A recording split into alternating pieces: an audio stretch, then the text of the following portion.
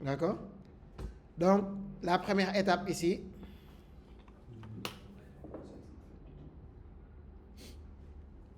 c'est de réorganiser ce code-là qu'on a. D'accord?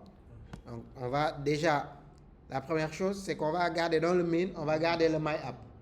Parce que le MyApp, il va comprendre toutes les pages, la configuration de toutes les pages de l'application.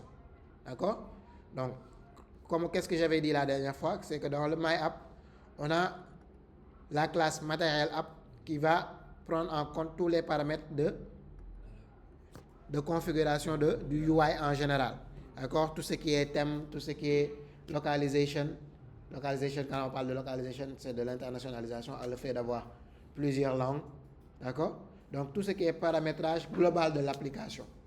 Donc, ça, cette classe-là, on peut la garder ici. D'accord? Donc, on va juste un peu nettoyer en enlevant les commentaires et on a quelque chose de beaucoup plus clean. D'accord? Maintenant, on avait une deuxième page, My Homepage, qui est la page de démarrage. Donc ça, nous, on n'en a plus besoin. On va l'enlever. Tout ça, parce que nous, on va construire notre propre page de démarrage, n'est-ce pas? À partir de My Homepage, on supprime tout le reste. D'accord? C'est bon?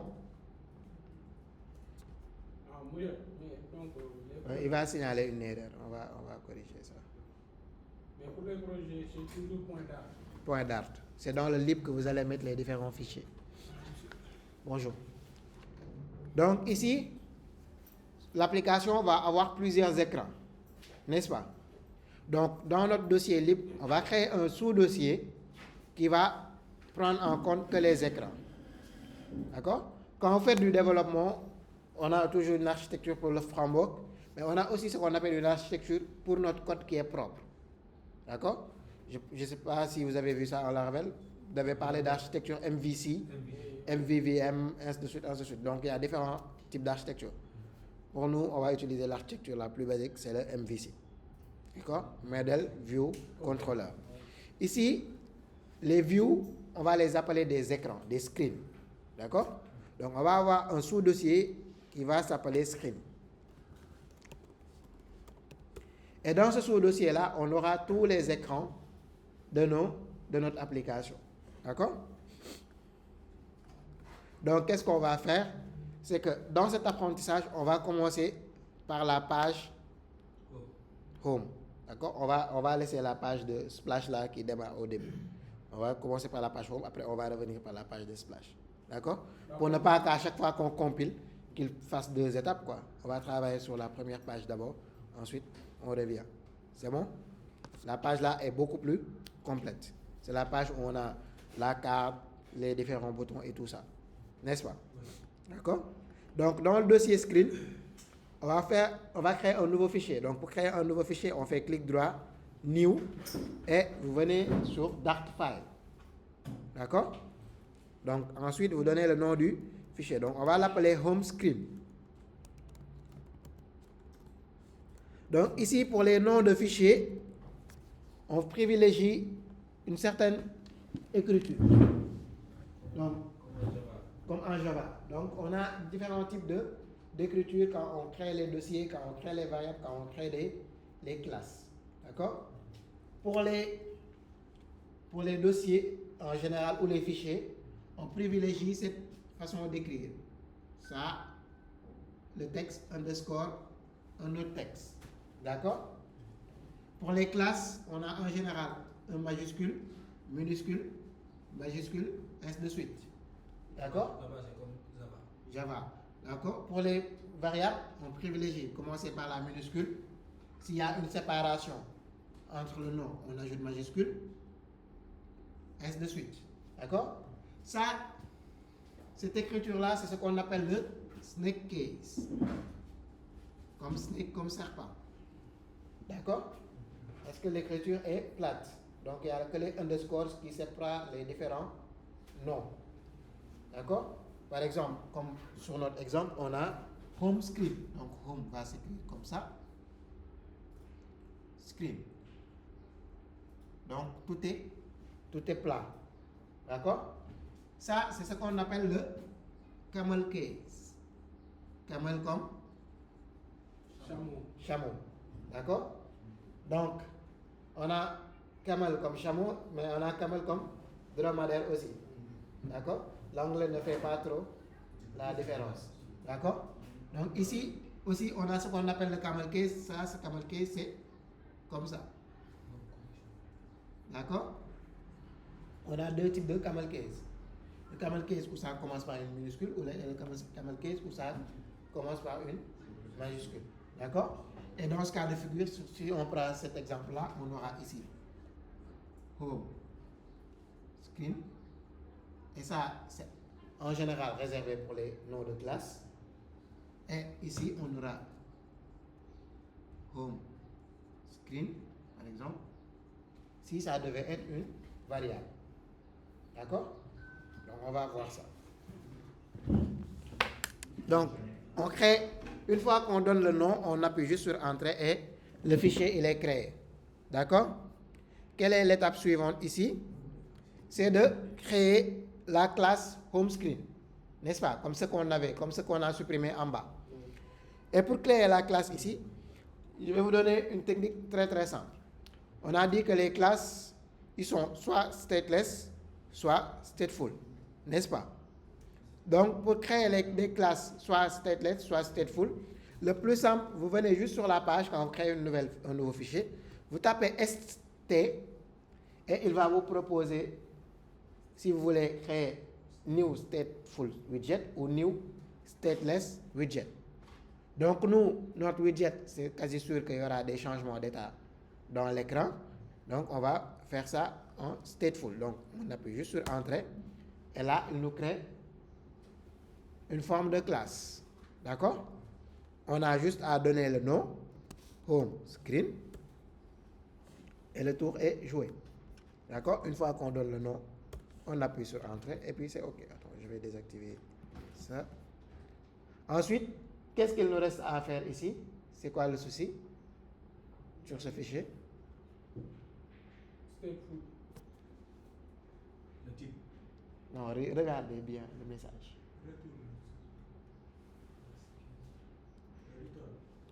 Le import. Il faut importer les packages. D'accord? Donc, stateful, c'est un package de matériel design ou de Cupertino. Donc, ici, on va travailler sur du matériel. Donc, on va choisir Flutter matériel. Et là, vous voyez, toutes les erreurs sont parties. Parce que toutes les dépendances qu'il signalait provenaient de matériel. D'accord? Et là, on a créé notre page home screen. Donc, pour appeler notre page home screen comme page de démarrage, on vient sur le main et là où on avait My Home Page, on va enlever My Home Page et on va remplacer par home screen. Et là, si vous voyez ici, il a fait le import de home screen. Donc, si on n'avait pas fait le import, il allait signaler une erreur. Donc, si on fait ça, il va réimporter ça. D'accord? Et si vous voyez home screen, il est dans notre projet cours GDA-MM, dans le dossier screen, home screen. D'accord? C'est bon? Et là, si on relance notre application, on va avoir une page qui est comme ça. Pourquoi? Parce que dans le home screen ici, on a juste ce qu'on appelle un placeholder. Donc, vous savez ce que c'est qu'un placeholder, n'est-ce pas? Ouais, d'accord? Donc, c'est juste pour définir un texte alternatif ou juste zone alternative en fait, pour juste dessiner. Pour définir une place, une zone. D'accord? Maintenant, nous, on n'a pas besoin de ce placeholder. Il faut qu'on construise notre page. Et qu'est-ce que j'avais dit? Pour avoir la structure d'une application mobile, on utilise quel widget?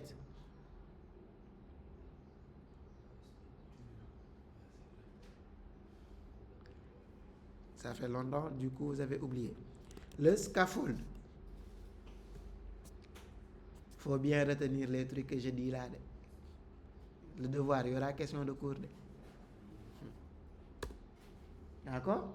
Et si vous voyez, dès que je vais mettre le scaffold, j'actualise, on a une page blanche par défaut. D'accord? Donc, si vous voyez depuis le début, on a une petite bande rouge en haut là-bas qui s'affiche, qui a un texte debug. Donc, c'est pour juste dire qu'on est en mode débugage. D'accord? Mais si on veut, on peut l'enlever pour que ça ne soit pas très visible. Du tout visible même.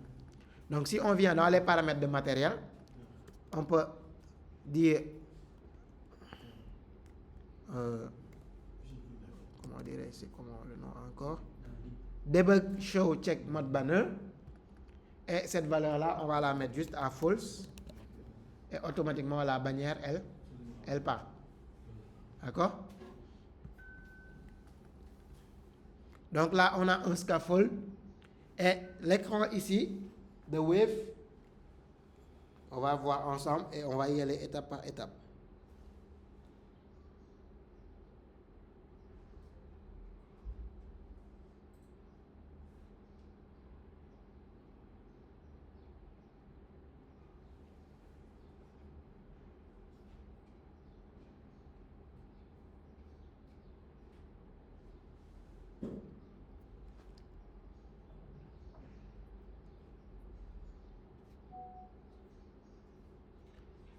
Donc, si on ouvre l'application Wave, on a quelque chose comme ça.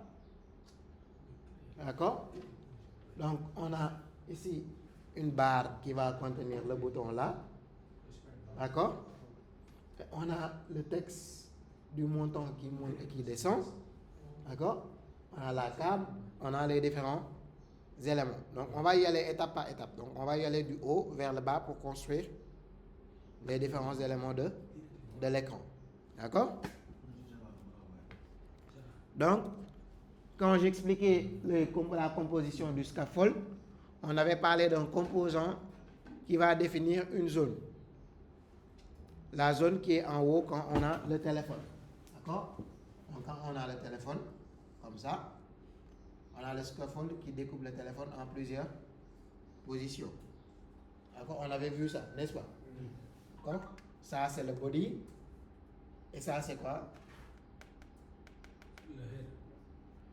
On n'est pas HTML toi aussi. Le haut. Le abbar. Letter. Ok? Donc, on a le abbar. Donc, ici, si on construit un abbar, d'accord? Par défaut, on n'a rien. On peut lui donner ce qu'on appelle un background color. Donc, on lui donne un background color, par exemple. Et on a quelque chose comme ça. D'accord? C'est bon? Et là, on peut lui ajouter un bouton. Par exemple, le bouton Settings, qui va être dans le leading. D'accord? Et dans le leading, on peut avoir une icône button qui va avoir deux paramètres obligatoires, c'est-à-dire l'action on press pour le bouton. D'accord? Et l'icône en tant que telle. N'est-ce pas? Donc, on va aller chercher une icône. Icône.settings. Et on a l'icône qui est là. D'accord? Normalement, l'icône est en blanc. Donc, qu'est-ce qu'on va faire?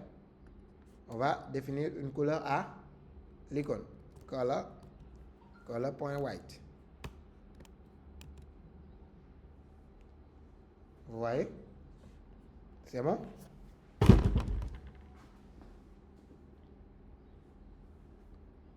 C'est bon jusque-là, vous arrivez à suivre?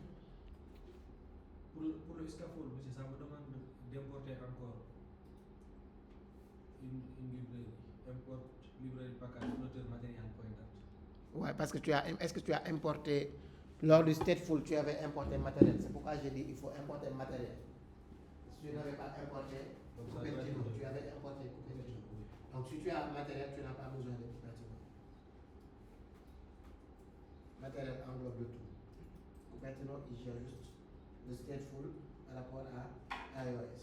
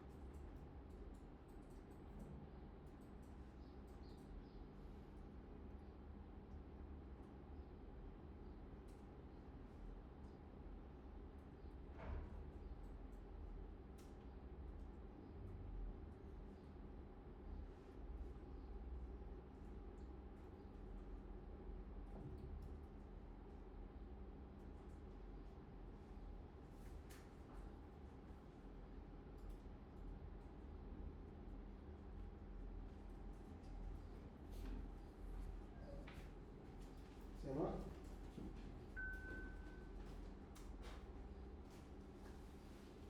Donc là, on ne va pas aussi trop perdre de temps pour attendre que chacun puisse avoir exactement ce qu'on a. Parce qu'à la fin, je vais partager le code. D'accord? L'idée, c'est de bien suivre ce qu'on fait. D'accord? Sinon, chacun va aller à son rythme et on va perdre beaucoup de temps. D'accord?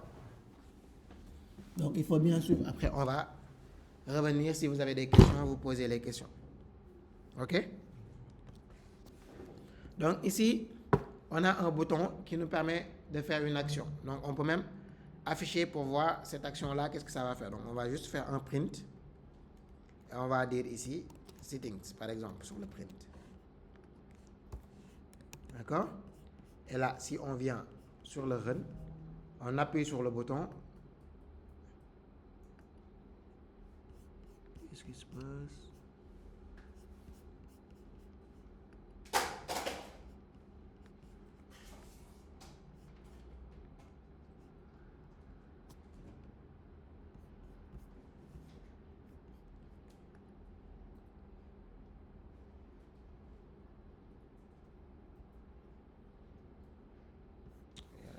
Des logs là qui me fatiguent, quoi. D'accord? Donc, si vous regardez, quand j'ai appuyé sur Settings, il m'a affiché le message Settings ici. D'accord? Si je change ça, je mets Here par exemple, il va m'afficher le message Here à chaque fois. D'accord? Ne faites pas attention aux autres logs, hein, c'est par rapport à mon téléphone là qui fait des trucs bizarres. Donc, à chaque fois qu'on va faire une action ici, ça va afficher. D'accord? Donc, on a un bouton qui est déjà là. Donc, qu'est-ce qu'il nous reste à faire sur cette partie-là? C'est d'avoir le montant sur la barre, n'est-ce pas? Oui. D'accord? Donc, on va juste omettre cette partie-là. Bon, sinon, on peut même le mettre. Hein. Parce qu'avec Wave, maintenant, on peut avoir plusieurs comptes sur le même téléphone. Donc, c'est pourquoi on a cette option-là. D'accord? Mais par défaut, ce n'est pas là, mais on peut l'ajouter. D'accord? Donc, je vais dire que pour le leading, c'est l'élément qui se positionne ici. D'accord? Mais on peut avoir aussi, pour l'élément qui se positionne à la fin, on peut avoir ce qu'on appelle des actions. C'est un paramètre action. D'accord? Donc, ça peut être une liste d'éléments. Donc, ici aussi, on va avoir un bouton parce que c'est cliquable. Mais c'est un bouton qui n'est pas une icône button. Parce qu'il n'y a pas qu'une icône dedans. Si on clique, on a ça. D'accord? Donc, ici, on a un élément de design qui est cliquable. Donc, on va devoir la construire nous-mêmes. Donc, quelle est la première étape? C'est de pouvoir définir l'élément. D'accord? Donc, ici, si vous regardez bien l'élément, ça comporte deux sous-éléments. Et l'icône. Donc, il y a les chiffres et l'icône.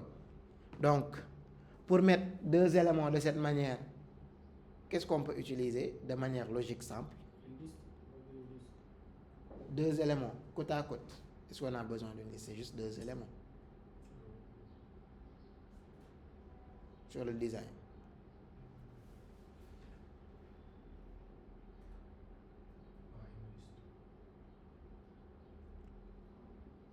Deux sections.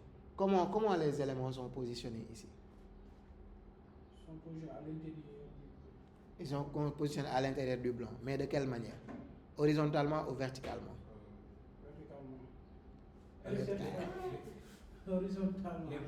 Horizontalement. Oui. Maintenant, quand des éléments sont sur l'horizontale, ils sont alignés par rapport à quoi?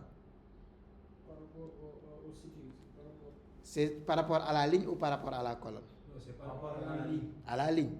Donc ici, on peut utiliser un row. Mais si je dis liste, on peut utiliser aussi, comment dirais-je, l'engrenage là. Faire une liste, l'engrenage et cette bouton-là. C'est ça. On n'a pas besoin de liste ici. Parce que je dis que le abbar, c'est prédéfini. C'est-à-dire, tout est bien organisé. L'espace qui est là est un espace qui est dédié. C'est ce qu'on appelle le leading. D'accord? Donc c'est un espace qui est toujours dédié. Il a une taille fixe. Ça ne change pas. D'accord? Maintenant, on a un espacement qui est prévu pour le titre, par exemple. Donc ici, je vais mettre ça, vous allez voir, avant même de revenir sur Action. Je vais mettre Title. Là, on va dire Title, ce sera juste le montant. Donc ce sera un texte. Et ce texte-là, ce sera peut-être, tester juste, 10 000 francs. D'accord? On a quelque chose comme ça. D'accord? Et ce title-là, il peut être centré, par exemple. Donc on met center title, true. Donc ça, c'est des paramètres qui viennent avec un abbar. C'est des paramètres du abbar. Ensuite, sur le texte, on peut paramétrer le texte. Parce qu'on veut un texte en blanc. Donc on va changer. Donc quand on va changer le texte, c'est comme quand vous faites du CSS, on va appliquer ce qu'on appelle un style. D'accord? Ce style sera de type text style. D'accord? Qui aura comme paramètre la couleur déjà, donc color.white. D'accord? Qui peut avoir comme paramètre font size, qui est la taille du texte. On peut dire par exemple 18 pour voir. Pour augmenter 24. Donc, on définit la taille du texte. On peut changer la font weight. Donc, pour définir la grosseur de l'affichage, soit c'est du bold ou c'est un texte qui est normal. Donc, pour définir le gras, et ainsi de suite. D'accord? Vous voyez, c'est bon? Donc, et il y a d'autres paramètres. Donc, on va même ajouter un font family pour définir voilà, une police bien spécifique. D'accord? C'est bon? Donc ça, c'est le titre. Maintenant, vu qu'il a défini un espacement pour le bouton de début, le titre, donc ce qui reste au fond, c'est l'espacement qui est défini pour l'action. D'accord? Donc lui, il a bien structuré. Tu n'as pas besoin d'une liste pour aménager le abbar. Parce que c'est un espace qui est bien défini. D'accord? Donc ici, on va ajouter une action. Qu'est-ce que je vais faire ici déjà? C'est que je vais utiliser une widget qu'on appelle Container. Container, donc c'est une widget qui va définir une forme. Et dans cette forme, on peut ajouter d'autres éléments. D'accord? Donc si j'utilise un container ici, ce container-là va avoir ce qu'on appelle un child. Child comme enfant. D'accord? Et je vais dire que ce child-là, ce sera une rose. Donc rose comme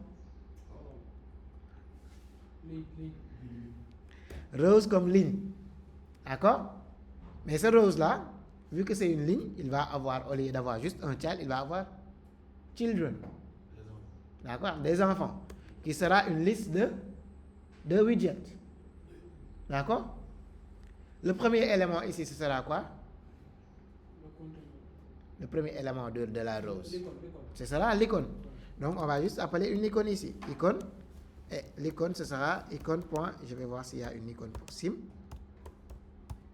Sim. Simcard. On a quelque chose comme ça. D'accord? Ensuite, on va avoir un deuxième élément, c'est quoi? C'est le numéro. Le numéro, c'est du texte. D'accord? Donc, on va mettre texte. Par exemple, je vais mettre à la fin de mon numéro 3673, comme c'est affiché, juste pour voir comment le UI est déjà. Donc, on a quelque chose comme ça. Mais là, ce n'est pas très lisible. Pourquoi? Parce qu'il y a une couleur de fond. D'accord? Mais cette couleur de fond-là, elle ne peut pas être appliquée à la rose. Parce que la rose, c'est juste pour définir les contenus. Donc, le conteneur, ici, peut avoir un paramètre qu'on appelle color. Déjà, on va voir la couleur. On met une couleur. Color.white. Et on a une couleur de background qui est définie ici. Je vais baisser ça pour augmenter la résolution. C'est bon? D'accord? Donc, on a une couleur. Mais là, On a la couleur background, mais ça ne suffit pas parce que cet élément-là, les contours sont arrondis. D'accord? On a des bords de radius. Maintenant, pour définir ces bords de radius-là, on ne peut pas mettre directement ça dans un conteneur. On va utiliser le paramètre decoration. D'accord? Et decoration va avoir une widget box decoration. D'accord? Donc, c'est un peu comme si on faisait du CSS. Là, c'est un peu normal que vous n'ayez pas les noms. Donc, c'est pourquoi j'y vais étape par étape. Maintenant, une fois qu'on définit box decoration dans un conteneur, la couleur ne sera plus une couleur dans le conteneur directement, mais ce sera une couleur dans la décoration. D'accord? Parce qu'on ne peut pas superposer une décoration sur une décoration. Ça ne sert pas à grand chose. D'accord? Donc la couleur là, elle va être définie dans box decoration.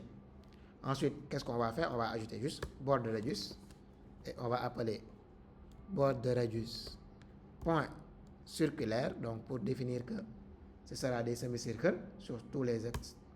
Et là, on va donner la valeur. Par exemple, 15. Et on a quelque chose comme ça. N'est-ce pas? D'accord? Mais on peut faire plus que ça, c'est-à-dire régler tout ce qui est spacing. Parce que là, les icônes ne sont pas collées et les textes sont plus petits, l'icône aussi. D'accord? Donc, ici, on peut venir sur l'icône et lui donner une size pour diminuer sa taille. 20 par exemple. Ou même, je vais dire 16. On a quelque chose comme ça. Mais si vous voyez, le conteneur, il diminue en fonction du contenu. D'accord? Même chose pour le texte. On peut diminuer la taille du texte en appliquant toujours un style, text style, et on va appliquer une font. Donc, font size, par exemple, on va dire 11 pour voir. Donc, on a quelque chose comme ça. Maintenant, là, on a l'élément qui commence à venir. Qu'est-ce qu'on peut faire pour régler le spacing là? Le spacing qui se trouve autour de l'élément, pour que ça ne soit pas collé au bord. On peut utiliser un padding. Donc, on va appliquer au padding au conteneur. Et il va passer par la fonction edgeInset, la classe edgeInset. Et là, on a différents types de padding. Donc, on a padding.0 pour l'élément 0. D'accord? Donc, il va appliquer un padding 0. C'est comme si on n'avait pas appliqué de padding. Hein? On a un padding only, où c'est à nous de donner les paramètres. Donc, on va avoir padding left, top, right ou bottom. Donc, on peut faire le choix de celui qu'on veut et pas tout. Donc, c'est pourquoi c'est padding only. D'accord? On peut avoir padding symétrique, où c'est juste sur la verticale ou sur l'horizontale. D'accord? On peut avoir un padding all, où ça s'applique, la valeur s'applique partout à la fois. Donc, une seule valeur pour tout. Padding all, c'est pour centrer. Padding all, ce sera pour centrer en quelque sorte. Donc, parce que c'est la même valeur sur tous les bords. D'accord? On peut avoir un padding from LT RB. From LT RB, c'est-à-dire qu'on va donner toutes les 4 valeurs, mais elles vont être différentes. D'accord? Et là, from view padding, où c'est des éléments et on peut calculer par rapport à la taille de l'écran. Donc, ce n'est pas nécessaire partout. C'est bon? Donc, ici, on va appliquer un padding all et on va voir comment ça s'affiche. Donc, je vais ajouter juste un padding de 4 et on a quelque chose comme ça. D'accord? Mais si je voulais que le padding soit plus sur la largeur que sur la hauteur, parce que là, c'est un peu rond, alors qu'ici, c'est plus petit sur la hauteur, je peux venir définir ici un padding, dans ce cas, symétrique. D'accord? Padding horizontal, on va dire que c'est 6, par exemple. Et un padding vertical, on va juste appliquer 2. Vous voyez? Mais là, c'est déjà bien, mais si vous voyez aussi, l'élément n'est pas collé au bord. qu'est-ce que je peux faire ici pour ne pas que l'élément colle au bord?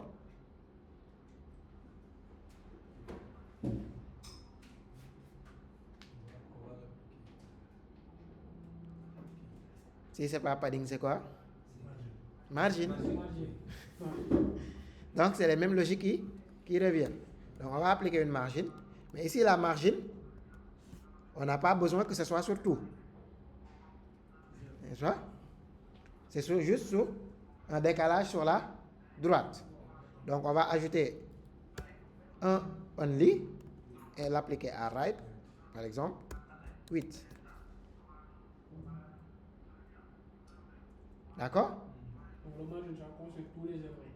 Le margin, ça concerne que le conteneur. Et les éléments sont dans le conteneur.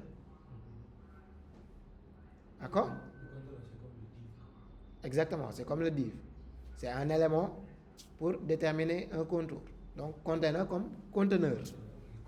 Il contient. D'accord? Donc, tous les paramètres qu'on applique au conteneur s'appliquent au contenu.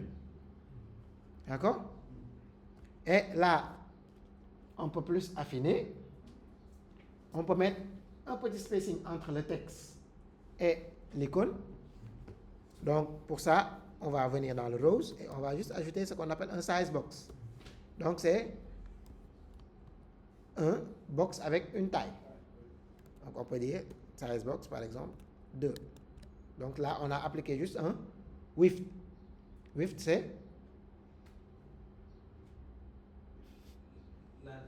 largeur.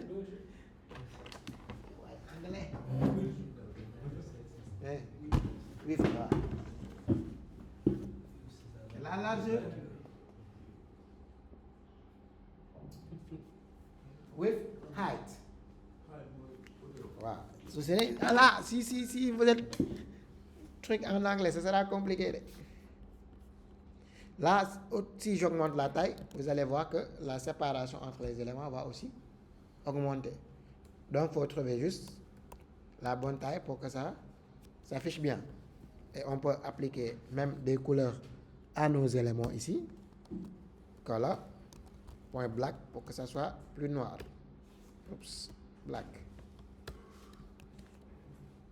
Vous voyez, c'était pas noir du tout. Vous avez changé la couleur de l'icône. Ouais. Et là, je peux changer aussi la couleur du texte. D'accord? Et si je veux, je peux rendre ça, normalement c'est du gras. Je peux appliquer un font weight. Font weight.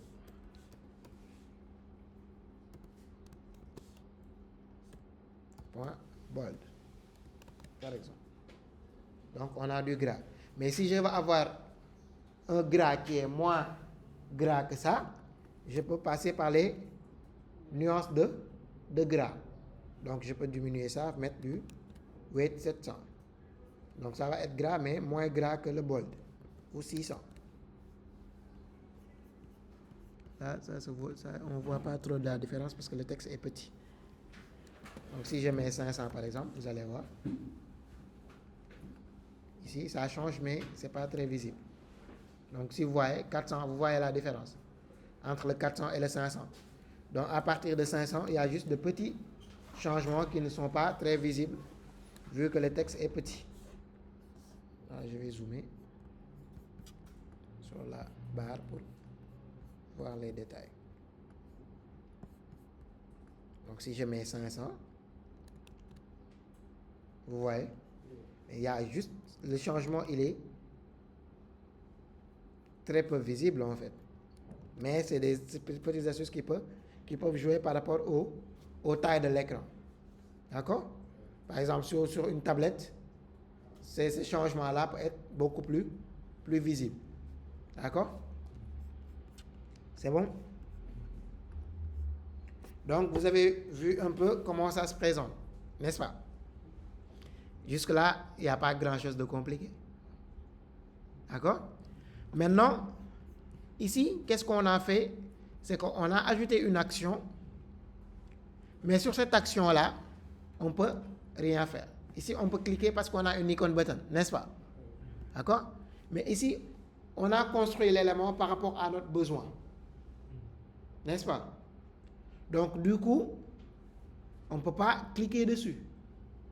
Mais un composant qu'on a mis en place, on peut la rendre cliquable. Comment? En prenant cet élément-là, tout le conteneur qu'on a mis en place, et en le mettant dans une widget qu'on appelle gesture détecteur. Gesture détecteur en français, c'est détecteur de geste. Donc, il va voir si on a fait une action sur l'élément pour répondre par rapport à cette action-là. Donc, si on prend tout le conteneur et on le met dans une gesture détecteur on a toujours un child. Donc, le child, ce sera notre conteneur. Et on va avoir une action. Donc, sur gesture détecteur, on a plusieurs types d'actions.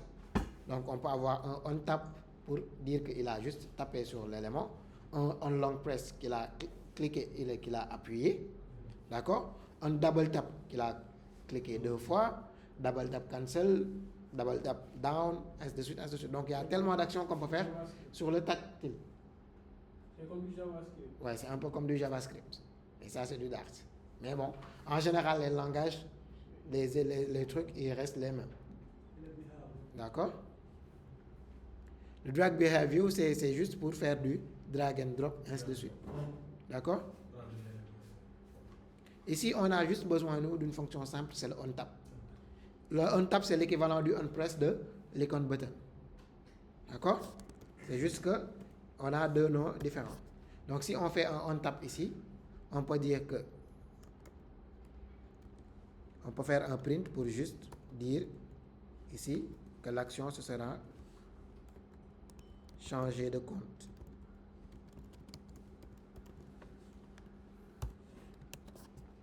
Et là, j'ai ajouté une action ici. Et si je viens sur le run, je clique ici, on a l'action changer de compte. Je clique encore, il va m'afficher le même message.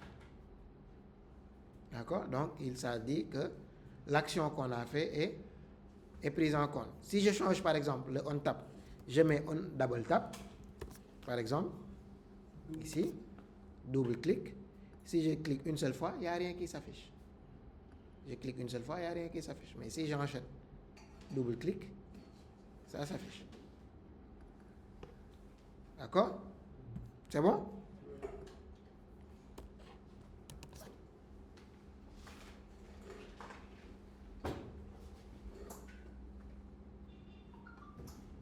Jusque-là, c'est bon. Vous arrivez à suivre. Rien de compliqué. Parfait. Oui? Comme Java, parfois, nous, en Java, on utilise du SendBuilder. Est-ce qu'ici, on peut pas utiliser SendBuilder? Ici, il n'y a pas d'importation. Il y a des outils, par contre, qui permettent de faire ça, mais c'est des outils payants.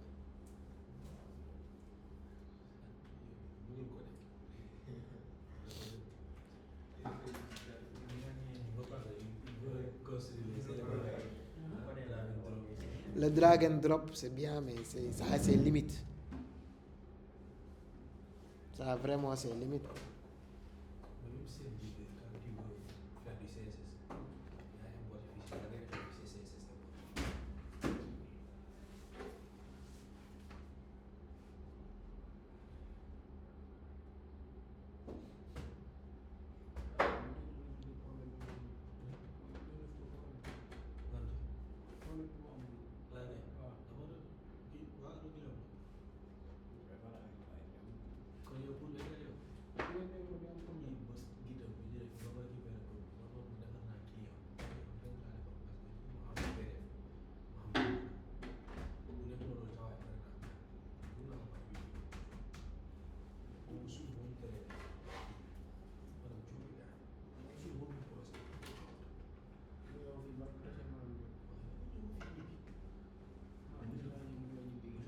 Oui. Ça?